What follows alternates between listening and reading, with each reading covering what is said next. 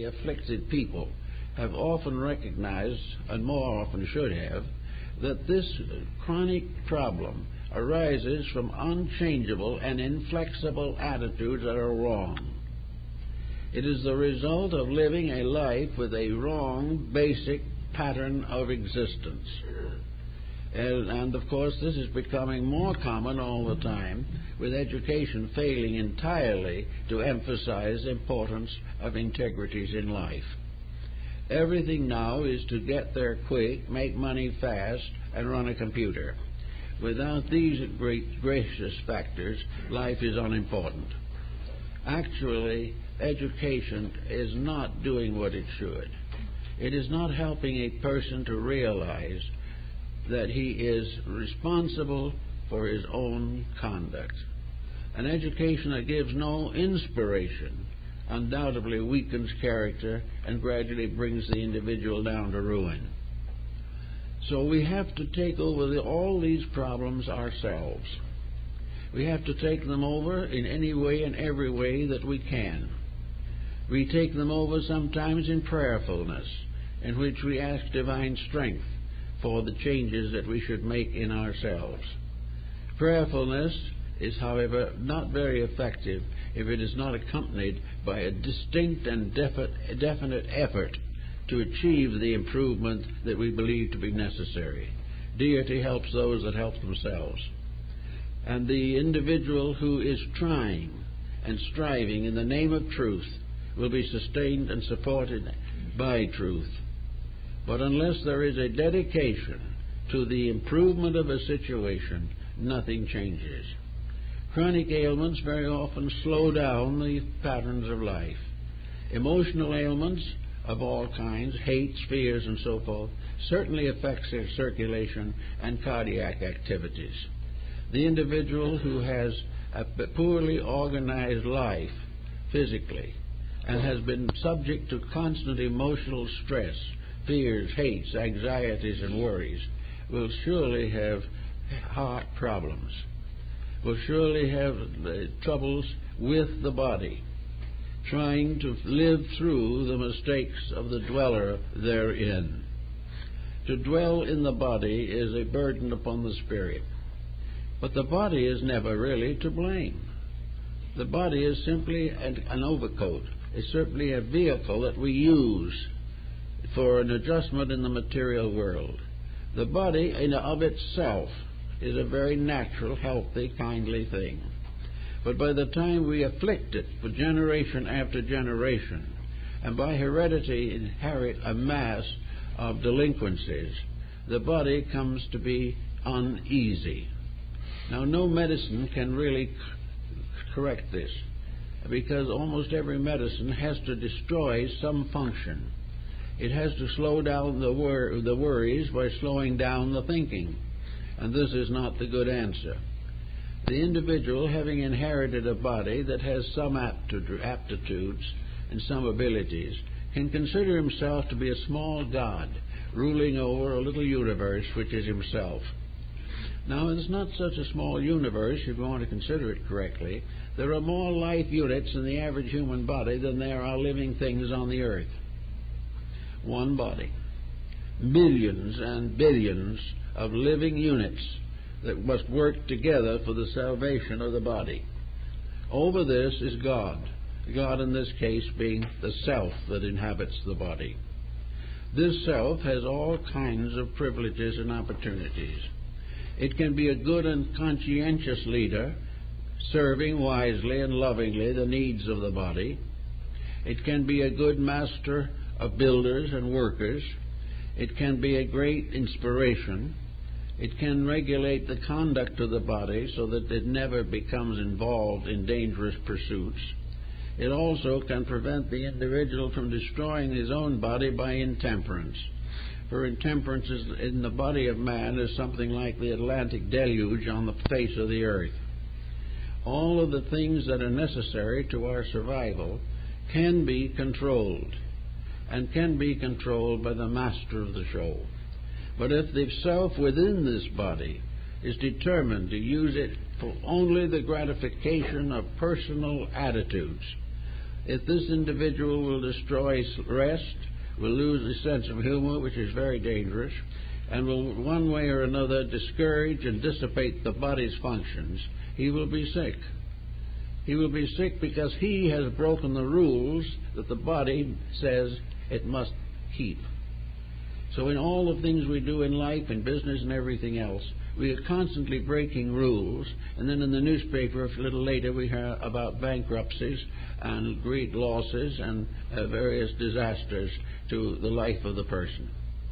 We also find now natural disasters. We find that, so we do today, constant references now to floods, typhoons, earthquakes, plagues, pestilences are everywhere. And all these things together seem to add up to something. I know that long years ago I tried to make a research project on the correlation between earthquake phenomena and war. And there seems to be a definite relationship. Nearly always earthquakes are associated or very closely connected with social upheavals. Why, we do not necessarily know exactly, but there is some kind of a magnetic relationship between natural phenomena and the human being. I think this is well brought out in a very cute little article on the paper not long ago, that there was suddenly a complete loss of catfish in Japan. No one could buy a catfish. And when they searched into the matter a little ways, they found out that this catfish is the great Japanese earthquake warner. The catfish is the first to know that an earthquake is going to happen.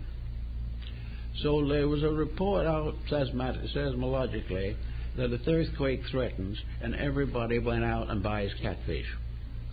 And they keep it in a little bowl at home, and they feed it regularly, and they watch it. And if this little catfish becomes very happy and flutters around in a perfectly natural way, all is well. But if it gets nervous and disturbed and jumps up and down in the tank and becomes obviously distraught, the earthquake will follow in a very short time.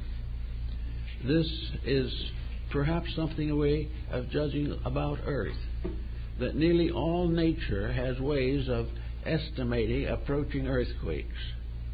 Now, if this is true, then is it not quite possible that there is a psychic connection between emotional conduct, visible circumstances, human attitudes, and seismic disorders? If the catfish gets unhappy and an earthquake follows, then we can say, or might be able to say, when mankind becomes unhappy and confused, a war follows. Wars and pestilences seemingly are simply the outcomes of some magnetic relationship between the individual and nature. We find them always increasing, and we now find a new type of earthquake, and that is terrorism. Terrorism is probably one of the last and ultimate forms of the proof of the failure of perspectives and circumstances. Here we have a race most highly developed in science and many other fields that is unable to correct or accomplish its own morality. These things we have to bear in mind, and while we can't do all about them all the time, we must realize that a temper fit is an earthquake in the body. We must realize that it is a highly detrimental thing, that it's something that is happening to us as a direct result of an unreasonable attitude, an unreasonable relationship with life, or the breaking of natural laws, which has forced nature to resource in trouble.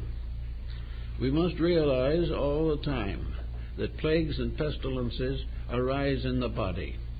We know what happens when the body is subjected to cocaine. We know what happens when it is subjected to marijuana. We know these things are what they are, but above everything else is the grim determination to do exactly as we please. Now, most people don't go to that extreme with it. They will not sacrifice willingly and knowingly life or health just to do what they please. But if the individual does what he pleases, and what he pleases is not right, he is bound to have trouble. And no amount of flavor that is pleasant will take care of the factors that have caused the trouble. Therefore, each person must recognize that there is only one way in which he can assure himself of a maximum bodily support for his mental and emotional life. And that is that he is a good ruler over his body, that he takes proper care of it, that he does for it that which it needs, that he does not dissipate it, that he does not open himself to contagions and diseases simply because of carelessness or indifference. That if he does not think straight, he is going to suffer. And wherever he breaks the 10 Commandments, suffering gets in there somewhere. Every nation of importance in the whole world has had its equivalent of the 10 Commandments. They represent not necessarily the will of God in words imposed upon a prophet on the crest of Sinai. The 10 Commandments are man's natural realization over a period of thousands of years that affects follow causes as the wheel of the cart follows the foot of the ox. Whatever we do has its natural and inevitable consequence. Therefore, we have 10 commandments. And we also have additional commandments given by Christ. We have the 10 commandments in China, in India, in Persia, in Egypt, in Greece, and Rome, in most cases disregarded. And as the disregard grew greater, the countries fell. Because these inevitable rules have to be obeyed. Now, the Egyptians were a little more generous in this matter. They weren't satisfied with 10 or a dozen commandments. They had what was called the negative confession of faith, and it is found in the papyri of the Book of the Dead, which is more really the book of the coming forth by day, for it means it's the book that is placed with the body in the tomb when the spirit goes forth into the green valleys of Amentet. But in any event, the spirit has to stand before the judgment of Osiris, where the scales and the balances stand, and he must make the confession of faith. And if he lies or contradicts himself or misstates something, the jury of assessors, from which our jury system later came, bear witness to this. And if his crimes are slight, he may be forgiven. If they are great, he must return to the world and try again. But in this confession of faith, he has to admit any fault that he has. And he also has to swear under oath as a spirit waiting for immortality, in which no longer any subterfuge gives any value whatsoever. He has to say, in my life, I have never hated a human being. In my life, I have never dishonestly dealt with a human being. In my former life, I swear that wherever there was suffering, I did all I could to help.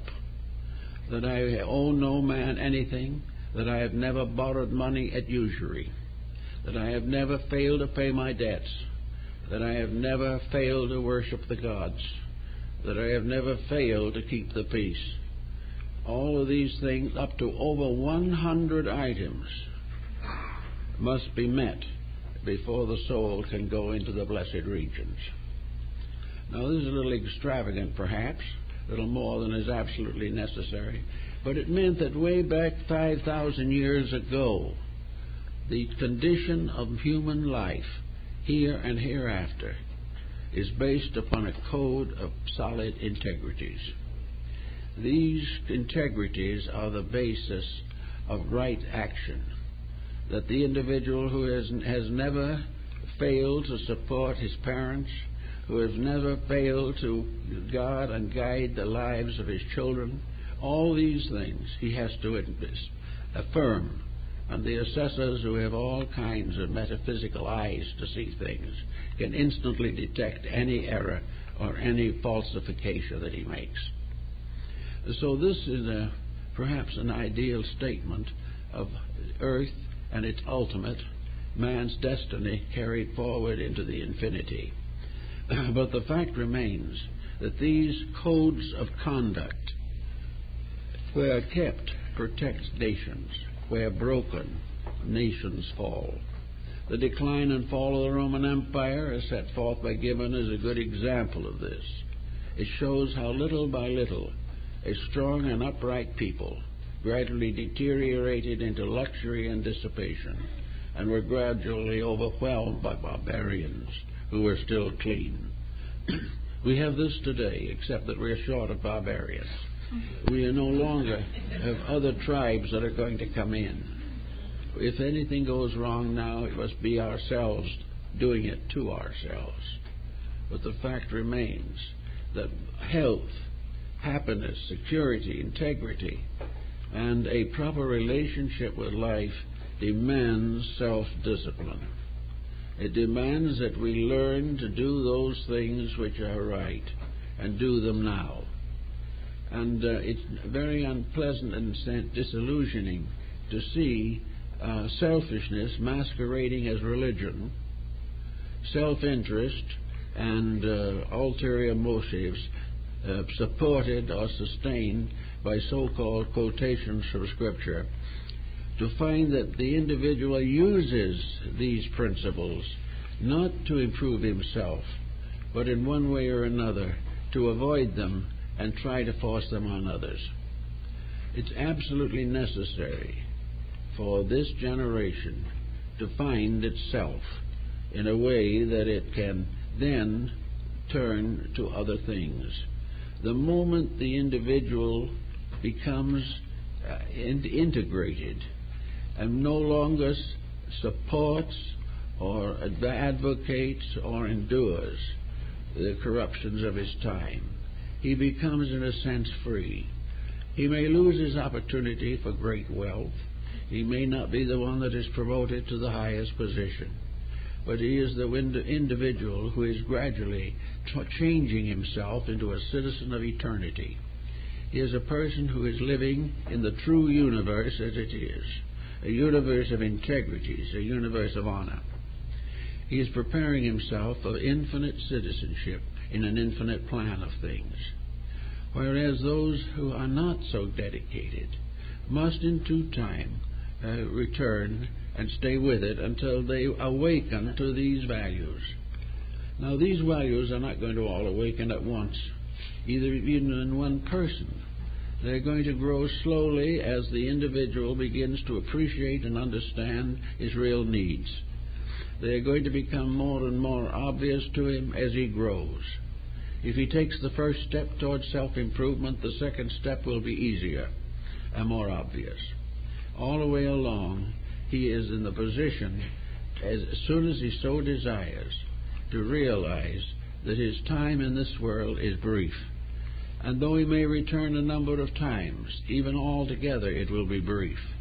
But he is here to become aware of the infinity of his own inner life. He is here to know that a divine power lives in him, and that this divine power is crucified every time he corrupts himself. That it is necessary for him, therefore, to protect this being within him from that personality which is indeed a holy sepulchre, from which that being must rise triumphant through the accomplishment of discipline and integration and illumination. Now, illumination is a term in religion which has many meanings. Some consider illumination to be a form of clairvoyance or second sight. Some consider illumination to be a mystical experience involving values completely out of this world. Some regard it as the highest possible experience of religious values.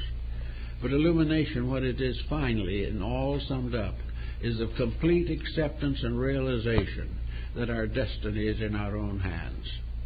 Its illumination is the realization that the path that we should follow is the path which will bring us in the end to reunion and identity with the divine being. That illumination is the revelation of our own need and how it can be solved. It is the statement of an internal presence which breaks through for a moment and gives us a message that we must never forget. Plotinus, the Neoplatonist, said that he had illumination for only a few seconds twice during his lifetime, but that these 2 or 3 seconds of really internal, full comprehension of the entire pattern of things became so important that they could never be forgotten, and nothing could ever be done contrary to them, because there was the inevitable stamp of eternity upon them. And in the presence of that, all earthly pressures instantly faded away. The person starting out now with the hope of improving health can start with little ordinary things, a little greater integrities, a little greater sincerities. Sincerity is the most powerful force. When the individual is totally sincere, he is seldom completely wrong. He is always trying to do something better. Sincerity is lack of ulterior motive. An ulterior motive is one of the deadliest of the sins. If we have all kinds of little corruptions floating around in our natures, we're going to have heartaches, headaches, we're going to have high blood pressure, we're going to have all kinds of things, because these attitudes actually damage the little cells and lives within ourselves. The human body is a strange magnetic field. It is a field of infinite life in motion. The human body is a field for a great magnetic sphere which surrounds it. The human body is tied to all of its parts by magnetic pressures and by attitudes. The magnetic field is in many colors, and as you study the situation very carefully, you make some interesting discoveries. With every mood that the individual has, the colors of the magnetic field change. They can be the colors of rainbows. They can be beautiful shades. Or if the individual is jealous or nagging or combative, dirty colors come in, dull, unpleasant, storm-like appearances. And in this magnetic field, as in a small universe, great thunderstorms can arise, lightning can flash, torrents and torments spring up. The purgatory seems to flare in the very atmosphere. All of these things are the result of the individual misusing his own abilities and powers. The magnetic field is a kind of psychic thermometer which tells how near the truth he is. And wherever there is a departure from truth, these magnetic currents are disturbed. And wherever they are disturbed, organs are disturbed, particularly the endocrine system. And where the endocrine system is disturbed, all the physical functions become disturbed, disordered, and sick. Therefore, an individual who is wrong is bound to be sick at something. He's mentally sick, emotionally sick, physically sick, psychologically sick. He is either healthy because he is right or unhealthy because he is wrong. The great problems of life come as we don't always quite understand a statement attributed in the Bible, namely that it is not that which goeth in at the mouth, but that which cometh out of the mouth that defileth a man. It sounds as though, by best dietitians, it should be the opposite. But it is right, because that which comes to us from the inside, from the outside, is not our problem. It is something which would meet with the best that we have. But what comes out of ourselves, out of our hearts, our minds, our bodies, our thoughts, these things, if they are wrong, they are the things which destroy or damage the human being. Every unkind word that is spoken to us is carried by someone, but not by us. But every unpleasant or destructive word we pronounce is ours. and we must live with it until we transmute it. And the great alchemy of life, to my mind, is the power to transmute the inabilities and incompletenesses and the infirmities of ourselves into eternal assets. This transformation is the regeneration of the individual. This was the great secret of mysticism. This was the secret work of the Rosicrucians and the alchemists and all of the ancient secret societies. Everything had to do with the individual gaining the power to discipline himself, to rise above his own weaknesses, and to become a living image of truth in a world disordered. And if we do this, we have the natural compensation. We find that we are allowed to face life in an entirely different way. And no matter what happens, happy or unhappy, we will face it. And we'll find in the end a joy that can never be found from a mistake. Now, we watch the economic and political processes going around us today. They are rather pathetic. They are tiresome. They are wearisome. They frighten us. And we don't know what's going to happen next. But actually, the person who is integrated, who is really at peace with themselves, who lives in a realization of the presence of the divine in all things that happens, is able to realize that he should not forget the presence of the divine in the things he doesn't like. It is easy enough to think that if all people lived developed in peace and served each other nobly and generously and kindly, that then we would have the utopia. And that anything less than that is something that we have to accept as a terrible thing. Actually, the things that happen to us are not terrible things. They are merely our own birds coming home to roost. They are the things we have done returning to us. When we stop causing trouble, trouble stops. But this trouble that we have is a great inspiration to get over it. In the last 2 or 3 years, there has been more movement towards individuals taking on the responsibilities of life. There are more efforts to find peace, not by law, but by people gathering in contemplative integrity. There are more efforts to reform education. There are new attitudes toward law, to science, and to philosophy. And philosophy, which for the last decade or two has been very moribund, is apt to come to life again. We don't have much in philosophy because it is nearly all in the field of experimental thinking. But the old classic works are coming back. I've noticed in catalogs that books that have been out of print, very valuable books, that have been out of print for 100 years, are now coming back by the dozens. Everyone is beginning to be interested in the thinking and the deep believing, the loving, the hoping of the great world family. And that modern reading, with its very tempestuous iconoclasm, is of no value to us in our needs.